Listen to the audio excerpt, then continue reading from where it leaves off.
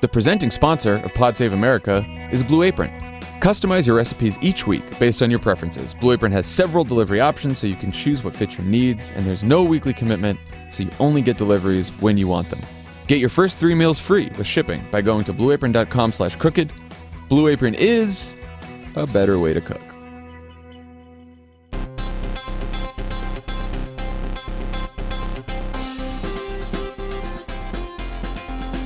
Welcome to Pod Save America. I'm Jon Favreau. I'm Dan Pfeiffer. I'm in our nation's capital today in D.C., and joining us here in studio is going to be Massachusetts Congressman Joe Kennedy III. Very exciting get, Dan. I'm very excited for this. This is by popular demand. People ask us all the time when we're going to have Congressman Kennedy on, so I'm very excited. Yeah, so looking forward to that conversation. Love It or Leave It this week is going to be live in Aspen with Lovett's globalist base, so that's exciting. That should be up Saturday or Friday. I think they're still trying to figure it out. Probably Saturday. And we're also going to have a healthcare rally bonus episode out at the end of the week that includes the many excellent conversations that Tommy and I had yesterday at the march outside the Capitol. I talked to activists, doctors, patients, senators, congressmen, and many friends of the pod. So look out for that as well. I also want to thank friend of the pod, Alyssa Mastromonaco, for absolutely crushing it as a guest host while I was on my honeymoon. I listened to all the pods while I was gone, Dan, and it made me miss you guys all very much and realize that maybe you don't need me after all, but that also might be because I received 20,000 tweets saying that thanks to Lovett. So that was great. Yeah, no, I love it. Wouldn't love it. Miss you, but not need you. Right. No, yeah. Everyone missed me, but they didn't need me. And then on Thursday, they reversed it and said, it's a mess. We do need you. Those are the tweets I got while I was sitting around in Italy. Yeah, my view was after preparing for the pod and going through a lot of logistics to get it right on Thursday because I was traveling, is I don't know if I missed you, but I definitely needed you. Okay, I'll take that too. Yeah. Also, welcome back to America. It's good to be back. Yeah, things are going great. I don't know. I know you were totally unplugged and not on Twitter or text or anything the whole time. So I'm sure you're just catching up on the news. I felt like I was watching it all through like a glass, but I couldn't speak because every time I tweeted, everyone was like, "You're on your honeymoon, don't tweet." But I was like reading it, so there's things I wanted to reply to, but I didn't because I didn't want to look like I was too plugged in. But, we were just sitting around the pool and relaxing. And so Emily was like, feel free to check Twitter. I don't mind. Oh, marriage. The thing that I think is great is that basically, as someone who follows your Twitter account pretty closely, is that your sacrifice for the honeymoon was that you would write very few of your own tweets, but you would retweet the shit out of other things. That's what I did, yes. Well, it takes less time, I guess. You figured out what my deal was. Okay, so we came back, and it seems like this healthcare thing is all taken care of. But let's talk about the state of play, also known as Kill Bill Volume 2. That was a Twitter user that suggested that name, which I thought was great. Yeah, at Stan the Manchan. That was great. Great name, Kill Bill Volume 2. Okay, so we'll start with the CBO score, because that's where we last left off on the Monday pod. On Tuesday, the nonpartisan experts at the Congressional Budget Office, which is run by an economist who was handpicked by Donald Trump's Secretary of Health and Human Services, came out with their analysis of this shitburger. By the way, that was a great title. Same shitburger, different bun. Really love that. Oh, thank you. I workshopped that for a couple days first. Yes. Okay, so we all know the headline by now. 22 million uninsured, 15 million uninsured next year. Dan, what else jumped out at you in the CBO score? I was struck by how similar two things, how similar the House and Senate bill were. Because it seemed, everything you read coming in was that McConnell's goal was to make this, quote unquote, less mean, to use Trump's term, than the House bill, and to sort of take because we know how the press and political punditry world works, is that if it only kicks 15 million people off insurance, what a win, right? And they absolutely failed to do that. And then the thing that I thought was interesting is in the House, you can do pretty well with members of Congress from states that do not expand Medicaid. In the Senate, there are a lot of Republican senators, or a decent number of them, from states that expanded Medicaid. And so then to make even sharper cuts in Medicaid in the out years, to use one of our favorite terms, I thought was a very strange choice politically, because it makes life harder for Dean Heller, Jeff Flake, Portman, Susan Collins, Murkowski, the people who would be most likely to potentially break and sink this bill, you're making their argument harder than you necessarily have to be, which seems like a political error on their part. Yeah, I was very confused because during the whole process of the secret process of McConnell writing the bill, I did hear that they were in frequent contact with the CBO. So you'd think that they had some warning, or they would have had some warning that they were going to get a score this bad, and that they would have changed it accordingly, or at least tried to mitigate the damage a little bit. But they did not. What jumped out at me, besides the uninsured number, was premiums. The same Obamacare policy under wealthcare would cost an average of 74% more. That's the premiums that you pay. And now, remember, like, the whole argument from Republicans about Obamacare and ACA and why it was failing is premiums are still too high and deductibles and out-of-pocket costs are still too high. So now we have a bill from them where premiums are an average of 74% more if you keep the same policy. The average insurance policy under the Senate bill has a deductible that will double to over $6,000. CBO also said that few low-income people would be able to buy a plan. That's not great. And then they estimated that half the population won't have access to essential benefits like cancer treatment, maternity care, mental health care, doctor's visits, ambulance rides, prescriptions, hospitalization. So not great. Not great at all. Ambulance rides. Ambulance. Like, just give that one up. Like, people need ambulances. Like, it's like, what are we doing? I mean, there was so much focus on the House bill on pre-existing conditions and protection for pre-existing conditions that the Senate thought, oh, well, we're going to fix that. We're going to protect pre-existing conditions. And they just didn't give a shit about the essential health benefits, which didn't get as much play during the debate over the House bill. But these essential health benefits are huge. I mean, it's the difference between having decent insurance and really fucking shitty insurance. And that's the kind of insurance that basically any state can elect to have now. Any state can apply for a waiver from these essential health benefits for whatever reason. They don't even need a reason.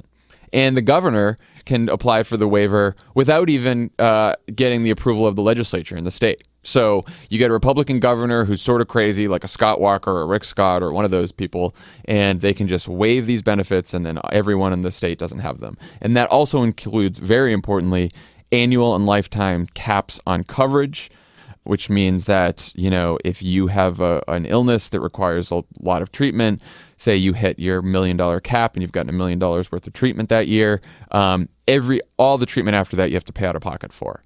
And employers can also now, an employer anywhere in the country can elect to have a plan that that has those coverage caps as well. So the CBO also estimated that 4 million people with employer-sponsored coverage, getting their coverage from their employer, would also lose health care under this bill. Remember when I had a slight health scare in the White House, otherwise known as strokes?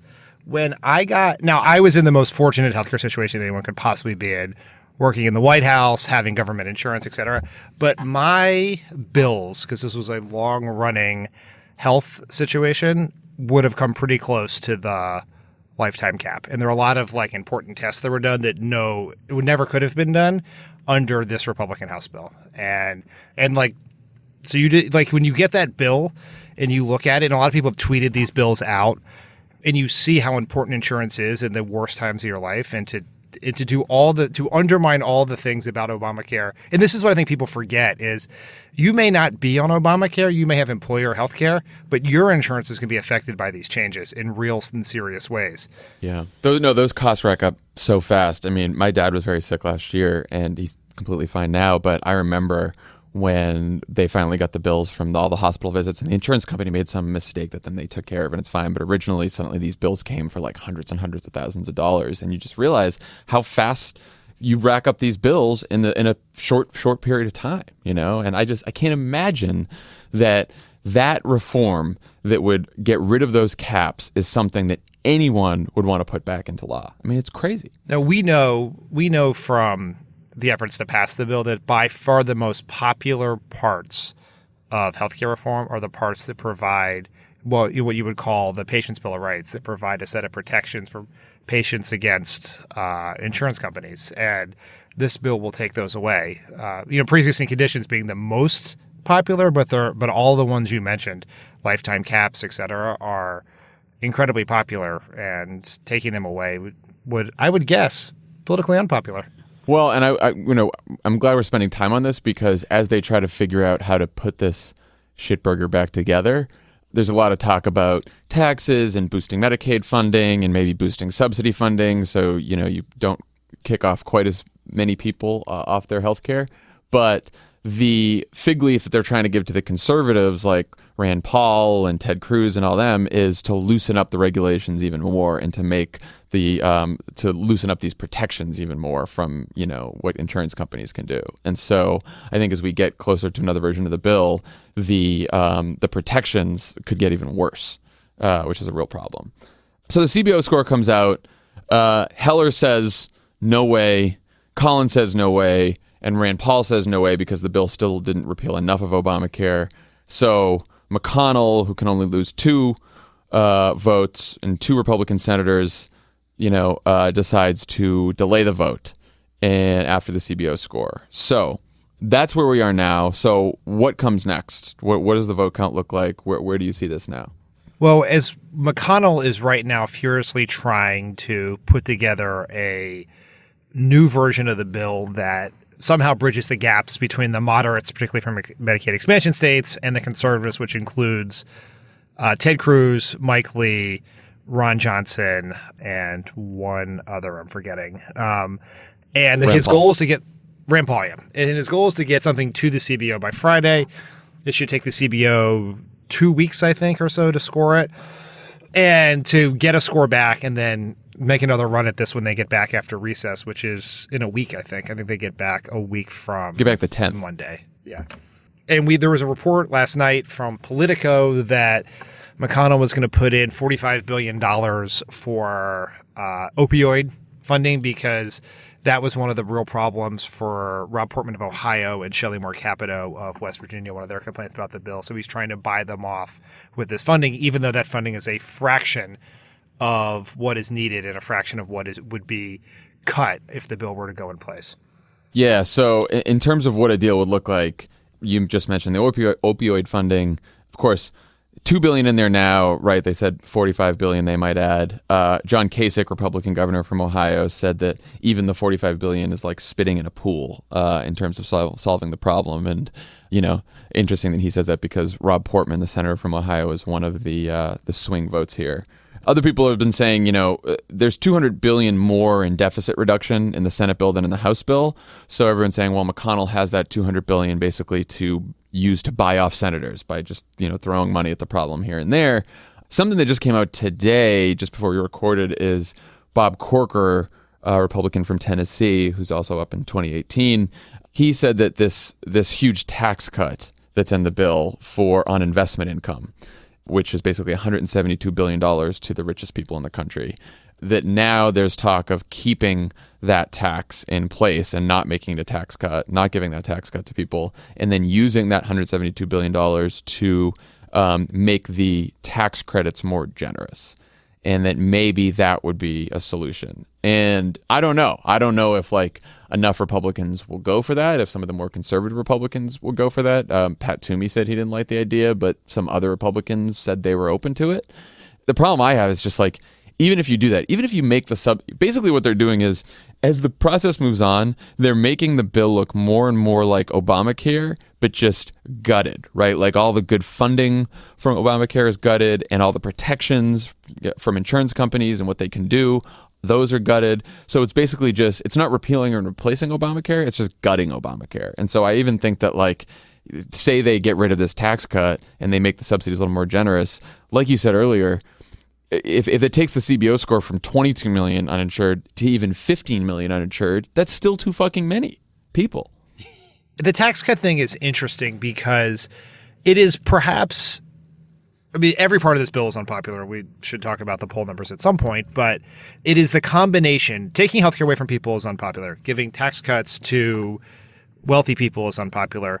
But paying for tax cuts for wealthy people with taking healthcare away from working class people, that is very unpopular. And in some of the reporting on the meeting that Trump had with Senate Republicans just as the bill was being delayed, there was in that meeting some Republicans expressed political concern about those tax cuts. Now, just one amazing fact, as I understand it, about the tax cuts is The whole point of the tax cut, theoretically, is to encourage people to invest more.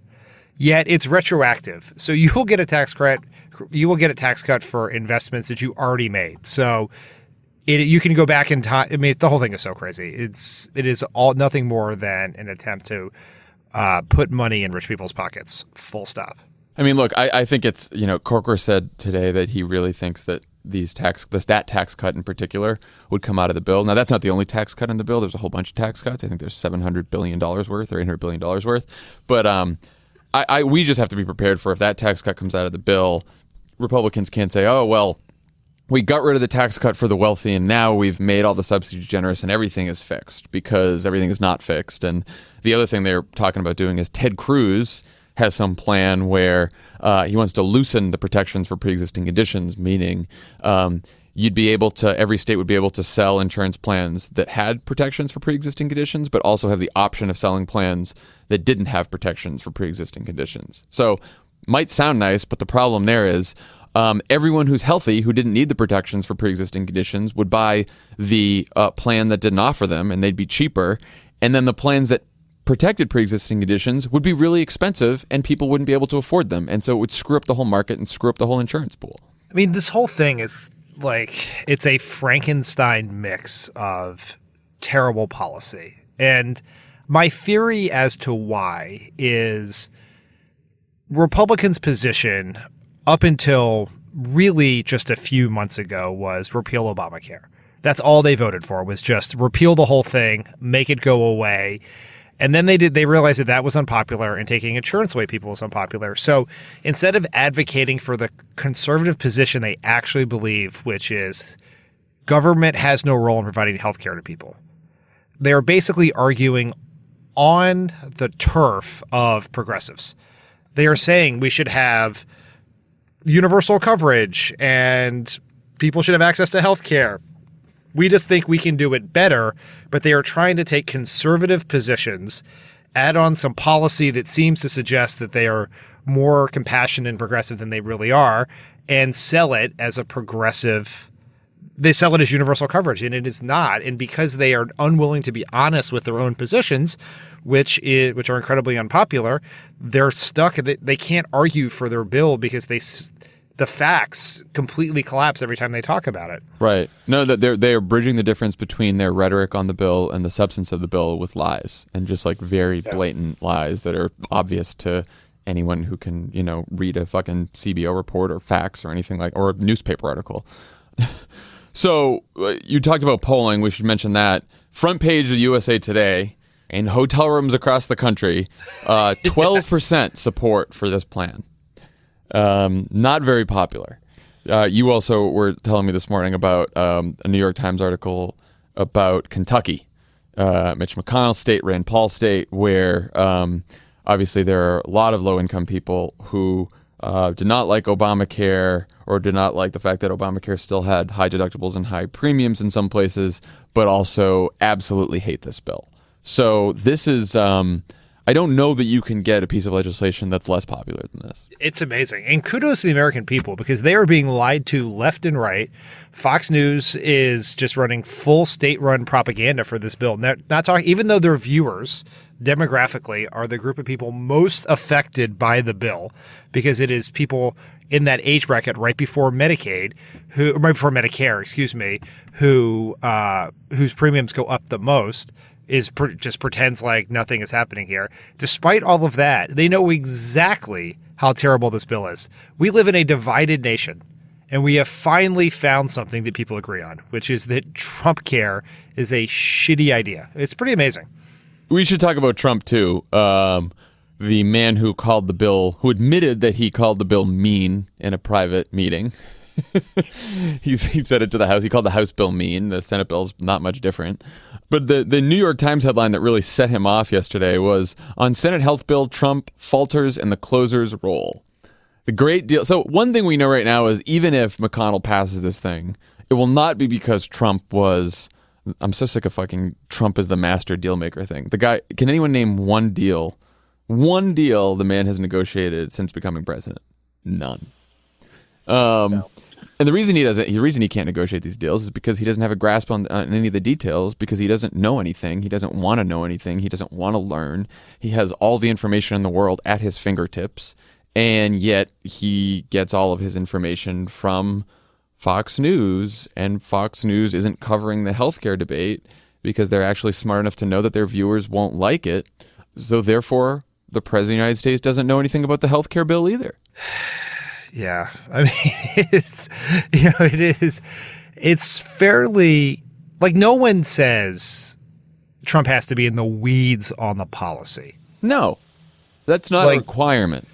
Yeah, President Obama, President Clinton were both pretty wonky, and they would get deep in the weeds. Other presidents less so, and they have people to do that, but they do understand the general contours of the bill. I am 100% sure that if someone stopped Trump on the golf course, I guess would be the best place to find him, and said, "Tell me the difference between Medicaid and Medicare," he would not be able to answer that question. No, I mean, I would say he couldn't explain how Medicare works. He couldn't explain what Medicaid is. I mean, it would be great to hear him talk about this stuff for a little while. Apparently, a Republican senator in the meeting with Trump at the White House left the meeting, told the New York Times that Trump didn't grasp basic elements of the Senate plan. He didn't even know it included a tax cut. And when that was raised, he said, "Tax cuts? Like, aren't we? We're doing tax reform later." Yes, of course. Of course. There is this theory going around because people have been saying, trying to press the White House, like, Trump very boldly declared, which was a pretty bold declaration for a Republican running for president, that he would not cut Medicaid. Yeah. He said, "I will not touch Social Security or Medicaid."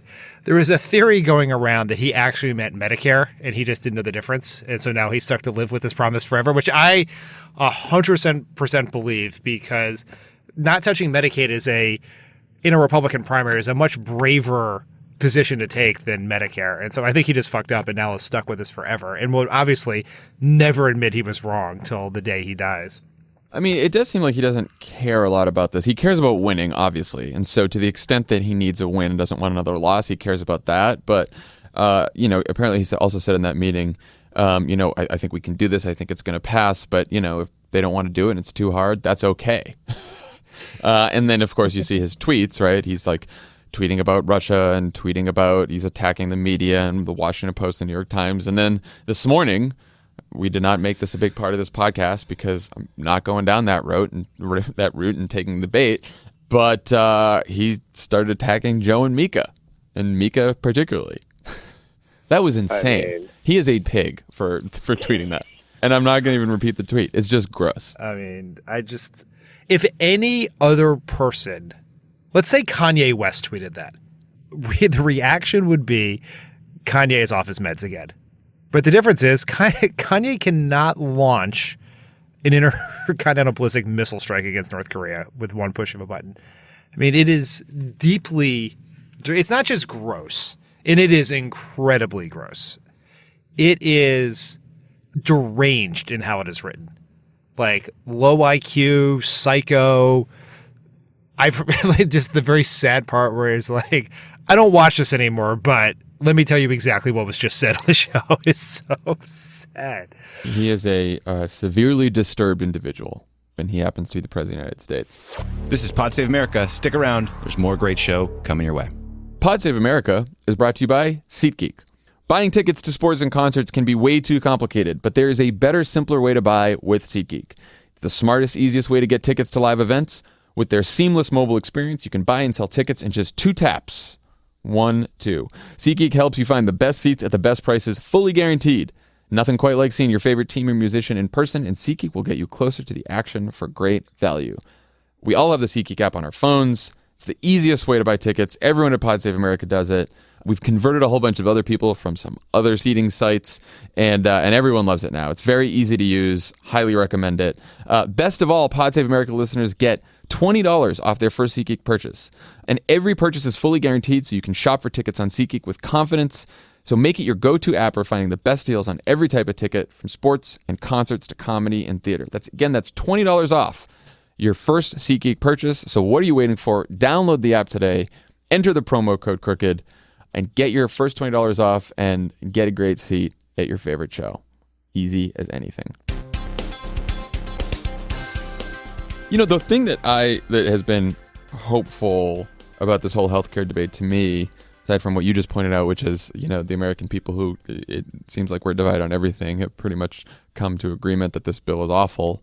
We were at this rally yesterday, Tommy and I went on Capitol Hill, and it's like, for once, this debate really hasn't been about Trump.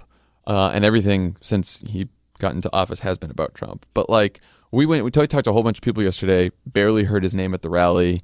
Instead, like, so many people were talking about like why they believe that their government should guarantee affordable health care to all of its citizens. And it was just it was much more hopeful, And I think people should realize. I mean, my takeaway from all this is, Mitch McConnell is making a bet right now, and his bet is that the media will move on to covering Trump's tweets and any other shiny objects, and everyone's going to go home over the 4th of July and they're going to get some rest and they're not going to worry about this. And then, you get some time will pass, and then he'll be able to quietly buy off these senators, and he'll put a new version of the bill on the floor, and it'll sneak right by. And, our job is to make sure that McConnell and Trump and a bunch of lobbyists aren't the only people that Republican senators are hearing from, and that's our job now. Yeah, we have seen this movie before.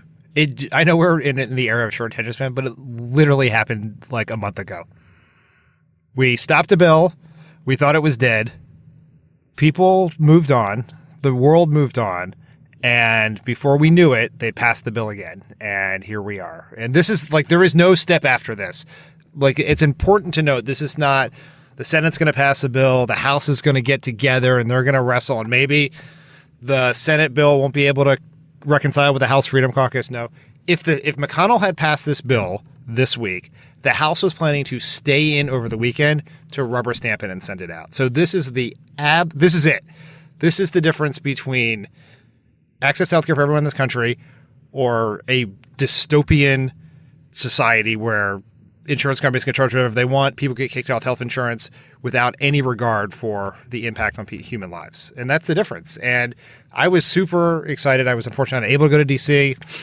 I probably would have worn pants to the rally I was addressing, unlike you and Tommy, but... You didn't like my shorts and my T-shirt that said repeal and go fuck yourself? You didn't think that was appropriate? Well, the T-shirt's totally cool. The T-shirt was on message. It's hot in D.C., man. It's a fucking swamp here.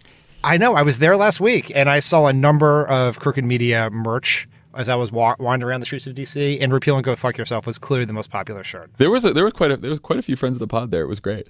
It's exciting. No, look, I totally agree. And look, because we are all pundits now, and that's how we view politics, and we're guilty of this too. But like, everything is a prediction. Everything's framed around a prediction. Like, is McConnell a master tactician, and is he a master negotiator, and will he get this through?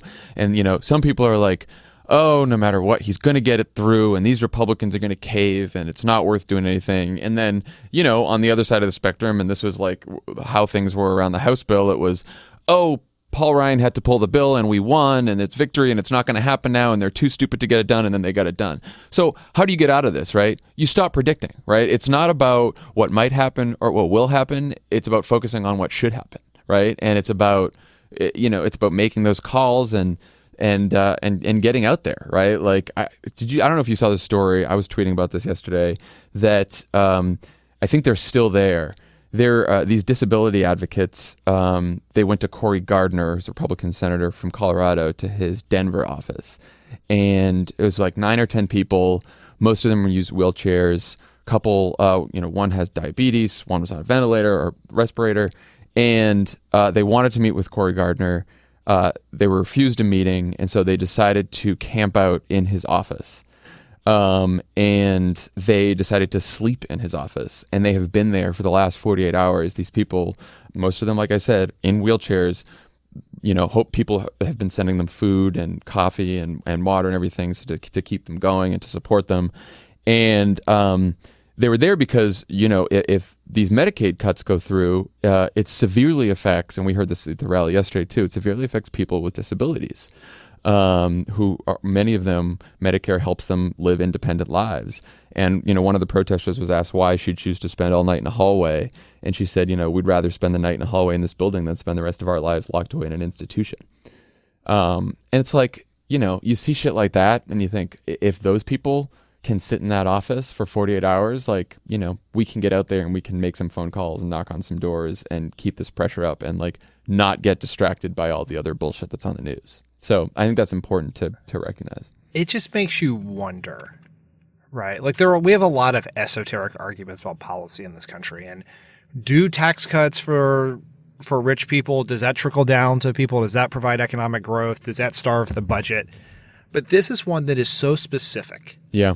You can identify the people. You can see them walking down the street to know who would suffer from this bill. And I know that people get so upset about this, but it is a documented fact that there are people who are living today who will die if this bill goes into effect. And like, I don't really know how you vote for that. And then in the politics of it, like, it is the least popular piece of legislation I've ever seen in my life by far. The Affordable Care Act was 3 times more popular than this when it was passed, and it wasn't that popular. And like, and we think about people like Tom Perriello, who we had on the podcast, who voted for this bill knowing he would lose his seat, but he at least knew that he was voting to give health care to people. I don't know how you vote to risk your political career to take healthcare away from people.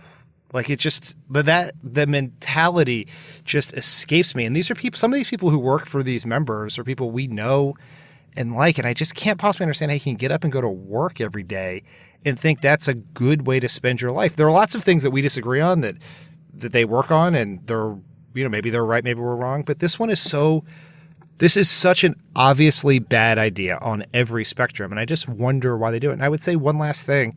Like, no one wants political advice on the Republican side from us, but when we were passing the Affordable Care Act, David Axelrod and I and Rahm and others, we would go up to that House and Senate caucus and we would make the case that once the bill was passed, it would become more popular. And we believe that. Yeah. We absolutely believe that. And we were really fucking wrong. This is as popular as it's going to be, people, forever. Like, you were at the high water mark. Like, people hate this thing, and not a single person has lost health insurance. Not a single person has woken up and all of a sudden realized that their health insurance does not cover something so highfalutin as an ambulance trip. So if you think that that this is not going to have massive political consequences, even if you don't even care about the policy, the idea that it's only going to get worse from here. So that's my free piece of advice, Republicans. All biases on my sleeve. I mean, look, you asked how they can do this. Like, I think the most charitable explanation is they have convinced themselves that liberals are hysterical and lying and partisan, and that we're just, you know, crying this wolf and saying the sky is falling, and none of this is actually going to come true. And they have, you know, some respected conservative health policy wonks, a few, Avik Roy and some of these people, who are telling them that we're wrong and that people aren't going to lose their Medicaid and they're all going to get tax credits and be able to buy stuff. And like, the problem with that is, if it was just our word versus their word, it's one thing, but you have the nonpartisan Congressional Budget Office, you have doctors, you have nurses, you have patient advocates. There are no groups, no experts on their side on this one, right? So like, you don't have to take the word of us. You don't have to listen to us. You don't have to take the word of partisan Democrats. Like, it's just, look at every expert, look at every nonpartisan person here, you know? So, you know, a lot of people ask, well, what can we do? A lot of these Republicans are going to go home over the break, and they are not going to hold town halls because they want to hide from their constituents, because they realize they're trying to pass a shitburger that's not popular, right? So a couple different people gave us this idea, Ben Wickler, a few others. Republicans may not hold town halls over the 4th, but they'll all be marching in 4th of July parades. So make some signs, wear your best pod t-shirts, go to those parades, find your representatives. If they're against this bill, thank them for being against it. If they're for it, call them out. If they're undecided, urge them to do the right thing. If you see a television camera, get in the shot.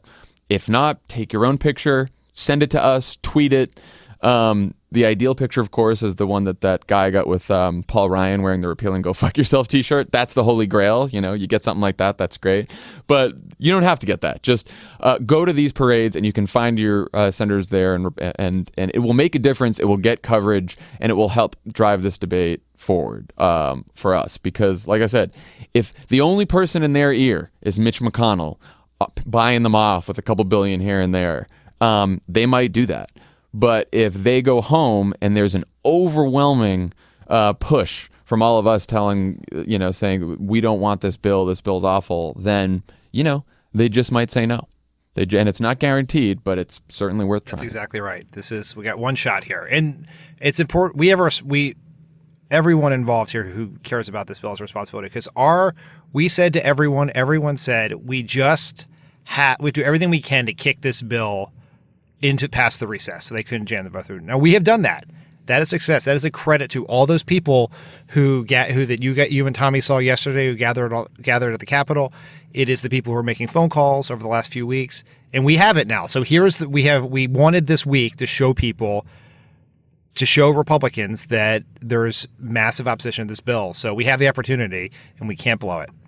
All right. When we come back, we will be talking about this with Congressman Joe Kennedy, and we'll be asking him a bunch of other stuff too. So stay with us. This is Pod Save America. Stick around. There's this great stuff coming. Lots of great stuff. Pod Save America is brought to you by Betterment. Betterment is the largest independent online financial advisor. If you're like me and don't know anything about financial planning ever, this will help. The service is designed to help improve customers' long-term returns and lower taxes for retirement planning, building wealth, and other financial goals. They take advanced investment strategies and they use technology to deliver them to more than 250,000 customers. Everyone's using it. Based on the information you tell Betterment, they make tailored recommendations on decisions like how much to invest, how much risk to take on in your portfolio, and the type of investment account you should have. Everything they do is designed to lower taxes and increase returns. On average, their portfolio can increase your value by an estimated 15% over 30 years. As your personal investment manager, Betterment always has your back. They don't get commissions for recommending funds, and they don't have funds of their own. That means Betterment does what they believe is right for you. Pod Save America listeners can get up to 6 months managed free. For more information, visit betterment.com/crooked. Betterment. Rethink what your money can do. And of course, the pod is always brought to you by Square Cash, our good friends. Say, you're a very thoughtful groomsman and you want to send a bottle of wine to your friend and his wife who are on their honeymoon. I hear that you can use Square Cash. Just kidding. I'm not going to get into that fight. Everyone download the Cash app. It's great. It's easy. You can send money fast. It goes directly into your bank account. You guys know the drill. If you don't already have it, download it. If you do have it, go tell one of your friends to stop using one of the other Cash apps and download the Cash app. Cash app, a better way to cash. And of course, Pod Save America is also brought to you by Postmates. Postmates is our favorite delivery app. Delivers all kinds of stuff, especially food. Use it all the time. I love the folks at Postmates, and I'm excited to finally be back in Los Angeles soon and resume using Postmates as I do way too often, but it's great. And so download the Postmates app. You get $50 free delivery if it's your first time, if you use the Crooked code, and download Postmates today. On the pod today, in studio, we have Massachusetts Congressman Joe Kennedy III. Congressman. How are you? Thank you for joining us. This is great. Thrilled. We're very excited to have you on. I'm thrilled. Some old Massachusetts roots, too, so great to be here. Yes, absolutely. So you gave a pretty compelling speech about health care on the floor of the House the other week. How surprised were you when the bill passed the House, and how confident are you that we can stop it in the Senate? I was not surprised that it passed the House. Look, I think, the bottom line of politics, and I haven't been here too long, but when the president, the speaker, and the Senate Majority Leader want something, they normally find a way to get it. Yeah. I was, when the details of that House bill first came out, realized how bad that bill was, how many people were going to be hurt by it, the cuts to Medicaid, what it meant for folks suffering from mental illness, what it means for folks that aren't able to still get access to health insurance, and the just destruction of what healthcare then means for people. But knowing that I've been in the House minority ever since I've been here, and they get to, if they want to roll you, they can roll you, right? It's purely a numbers game. And so was surprised to see that they had as much trouble with it as they did, but ultimately not surprised at all to see that they were able to get it across the finish line. I have, John, I've always thought that the Senate would be able to get something done.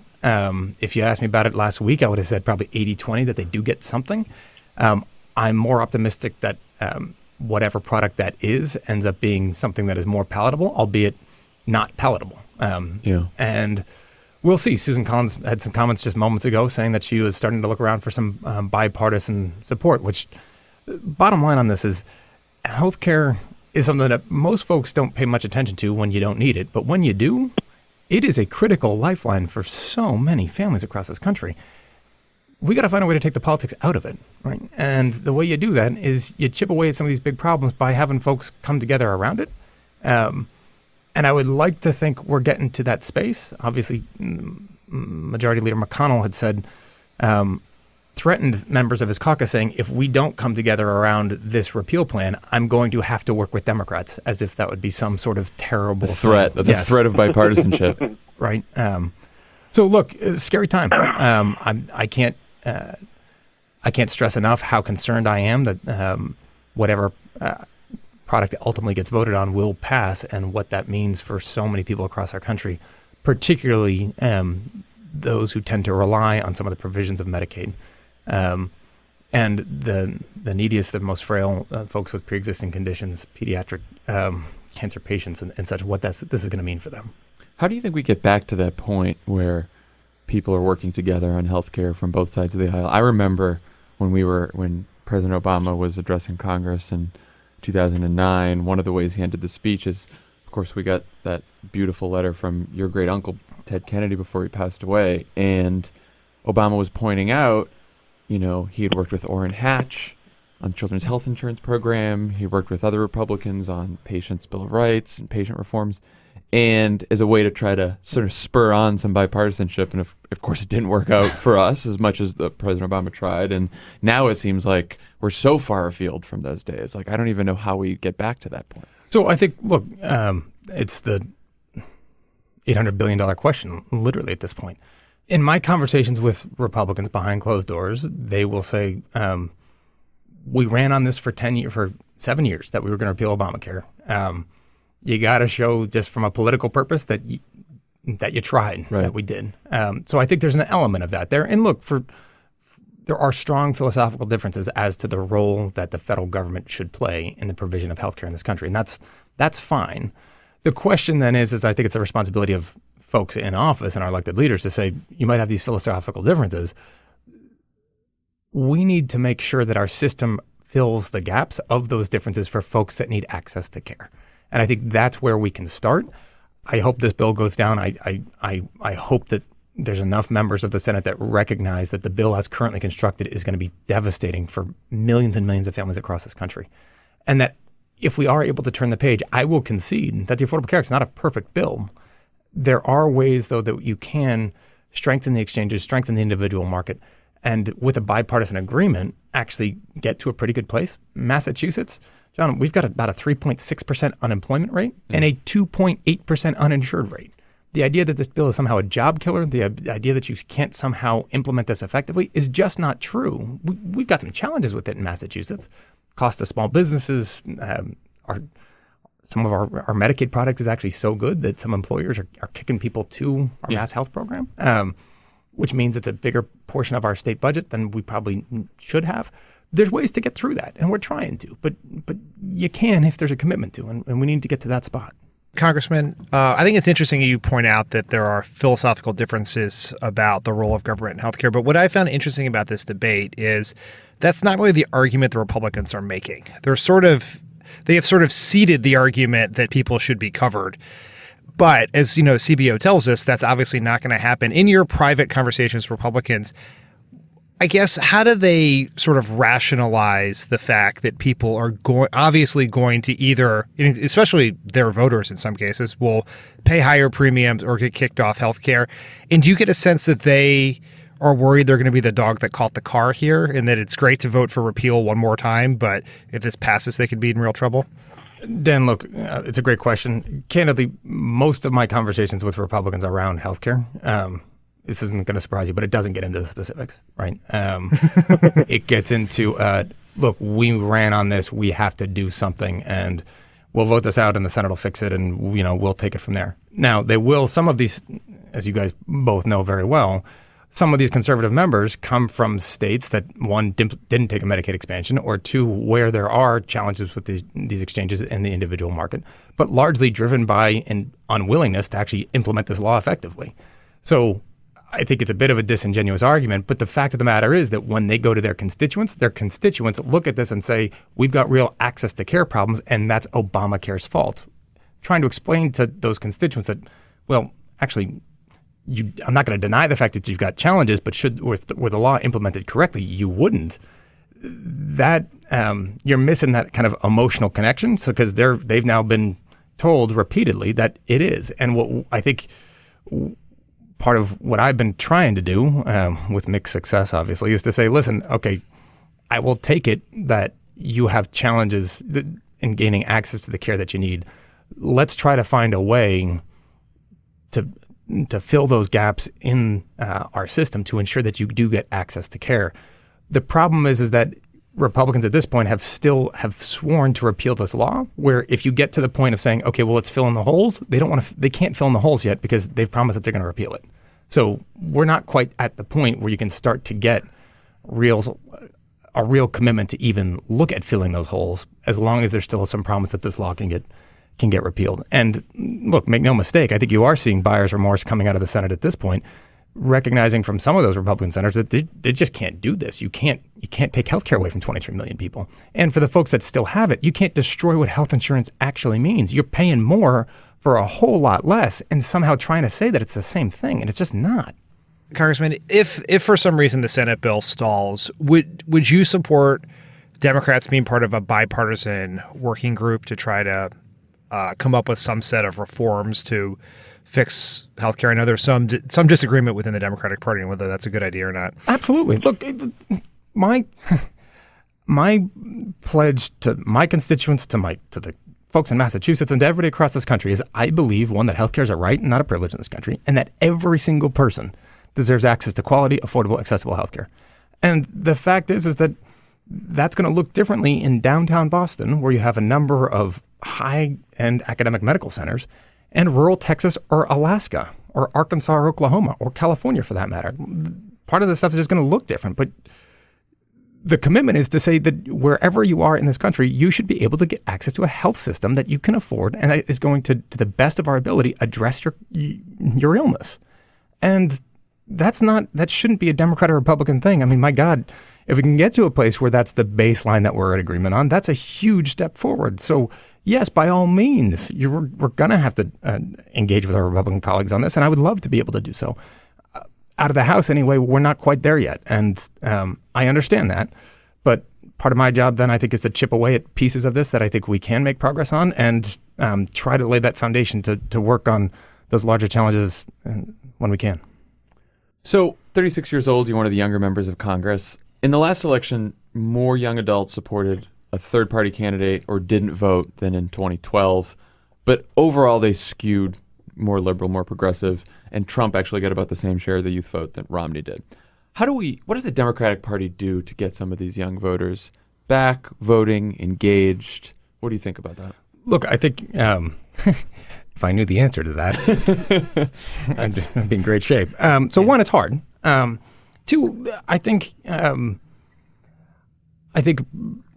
politics, we got to find a way to make it real. And you got to find a way to start addressing people's concerns.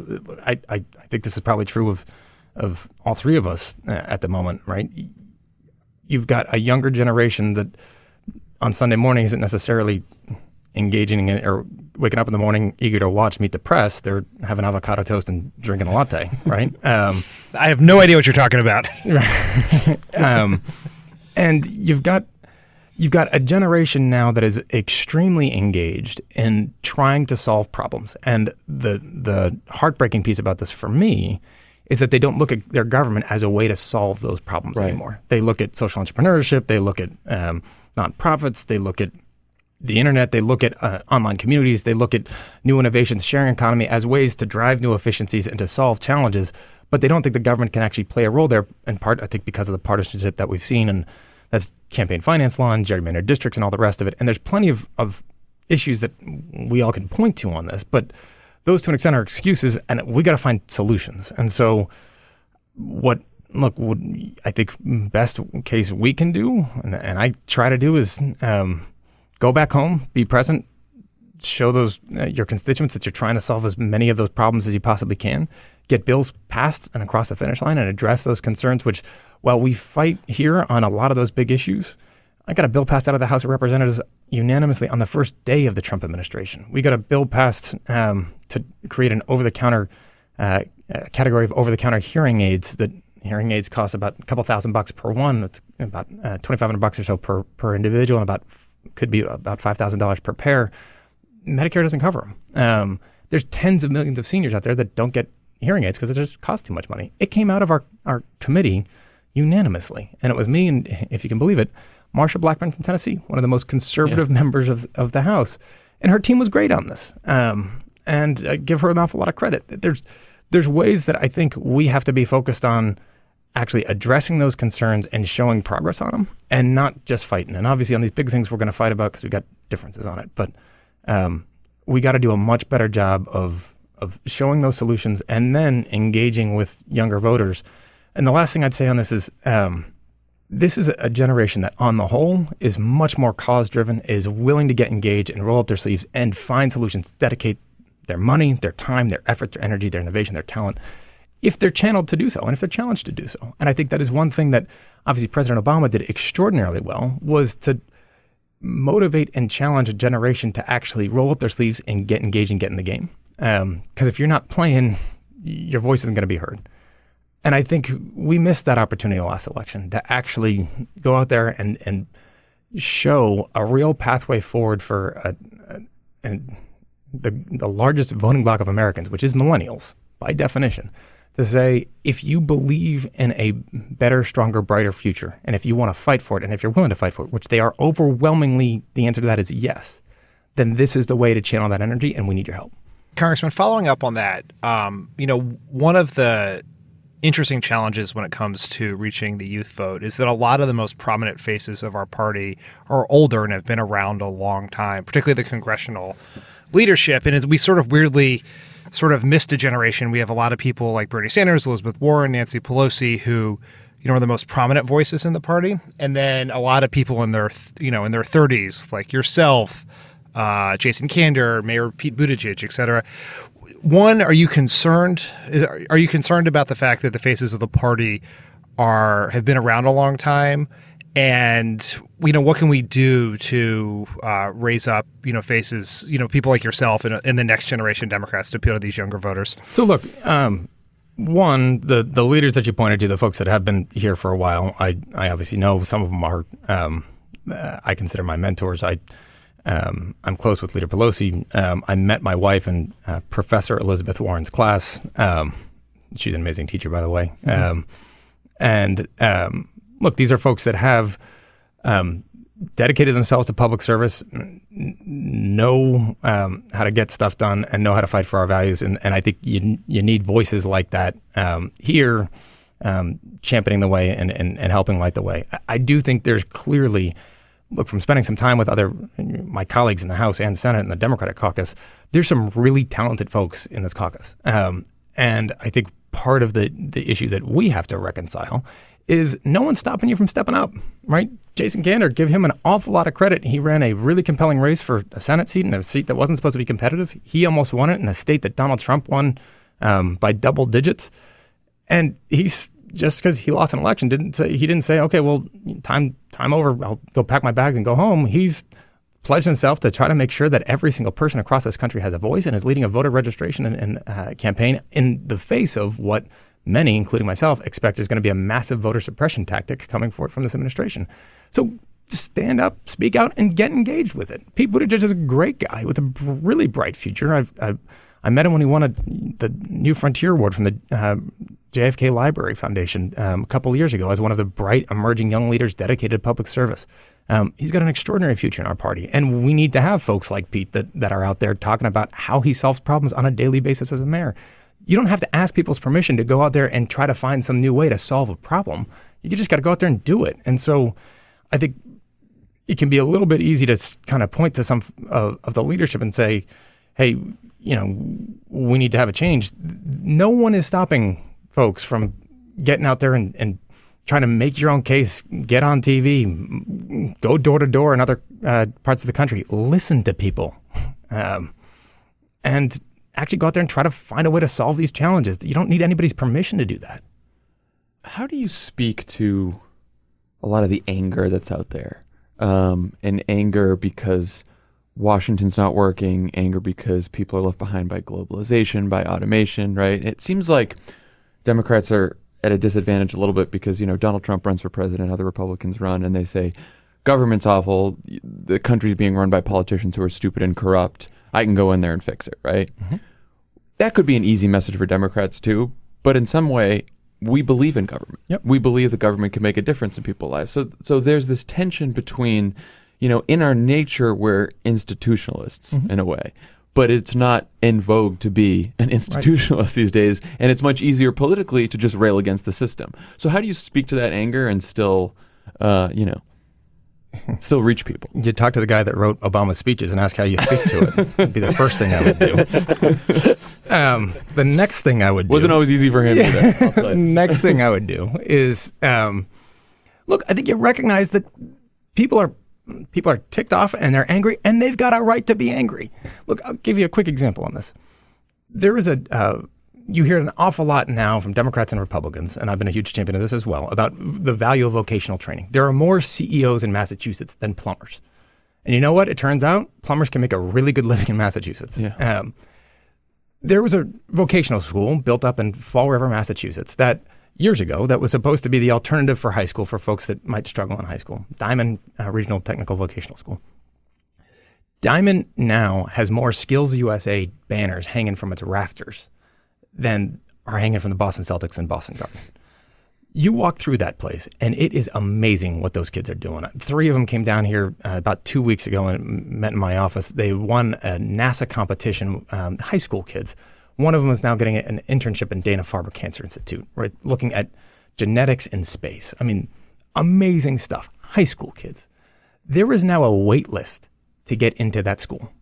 You talk about the frustration and failure of government. You sit there and say, hey, you've got a school here that's going to try to build up trades for folks that might traditionally, we'd say, wouldn't be the right fit in high school. Now, all of a sudden, that school's doing so well that the graduates are going wherever they want. And if they're not going to wherever they want in college, they're on a pathway to a really solid middle-class job that's going to provide for their families.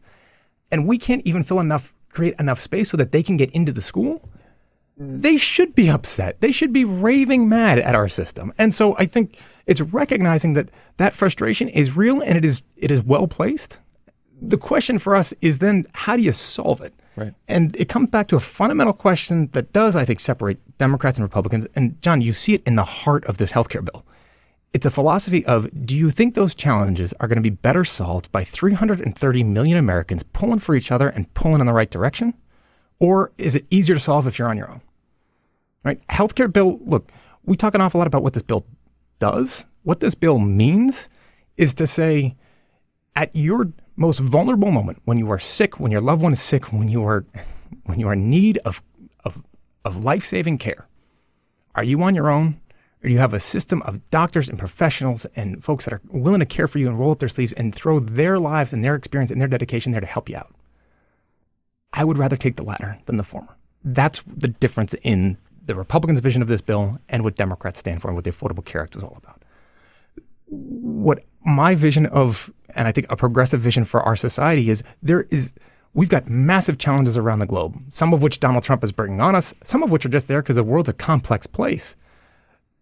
Are we better served by our country coming together and trying to challenge them and roll up your sleeves and dive in? Or by saying, you know what, they're too hard, we're going to build up a wall and go home? There has never been a challenge that is too big and too great for 320 million Americans trying to solve. None. None. And so I think what is incumbent on us is to recognize that frustration, recognize the anger, and to understand that it comes from a very real place, a very real frustration. But as much as my constituents in the northern part of my district, outside of Boston, Newton and Brookline and Wellesley and Needham and Dover, talk about innovation and automation and globalization, most folks out there, their economy is a mortgage, a paycheck, kids' childcare, and trying to make ends meet. And that bread and butter issues of trying to make sure that we're covering that and we're caring for it, and look, in this country today, no one should have to worry if their job is going to be able to meet their basic needs. And so I kind of break this down into this idea of making sure we are fighting for the economic dignity of every single American, making sure that we recognize that if you need 320 million Americans to solve this problem, we need you on the field because we need your talent, we need your dedication, we need what you're going to bring to the table. And to make sure that every single one of those folks knows that your government's got your back. I think you did a pretty okay job articulating. Congressman, thank you so much for joining us. I know you have to go catch some votes, but we really appreciate you coming by. Appreciate it, guys. Thanks so much. Thank you. Thanks again to Congressman Kennedy for joining us. That's a great conversation, and we'll see y'all again on Monday. Happy 4th of July, everyone. Happy 4th.